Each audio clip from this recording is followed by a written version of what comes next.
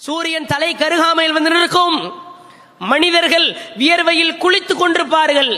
சில பேர் தாங்கள் செய்த பாவத்திற்கு நிகராக ஈடாக அதற்கு பகரமாக கரண்டை கால் வரைக்கும் வியர்வை துளிகள் ஓடும்.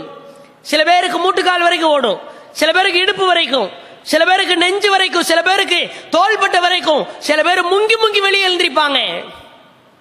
அந்த நிழலே இல்லாத அந்த நாளில் பறவை கூட்டங்கள் அப்படியே சஃபாக அணிவகுத்து சென்றால் எப்படி ஒரு பிரம்மாண்டமாக வரிசையில் செல்லும் பொழுது அப்படியே நிழலாக பிரம்மாண்டமாக இருக்குமோ அது போன்று நிழலே இல்லாத அந்த நாளில் யார் சூரா பக்கராவையும் ஆல் இம்ரானையும் ஓதுகிறாரோ அது பறவை இனங்கள் அணிவகுத்து நின்றது போன்று பக்கராவும் ஆல் இம்ரானும் அவர்களுக்கு நிழல் கொடுத்து கொண்டிருக்கும். நிழலே இல்லைன்னா கூட நாம ஓதுகிற பக்கரா, நாம் ஓதுகிற ஆல் இம்ரான் இதுவெல்லாம் நமக்கு நிழல் கொடுத்து கொண்டிருக்கும் என்று அல்லாஹ்வுடைய தூதர் சொல்கிறார்கள். எந்த அளவுக்கு ஒரு சிறப்பு!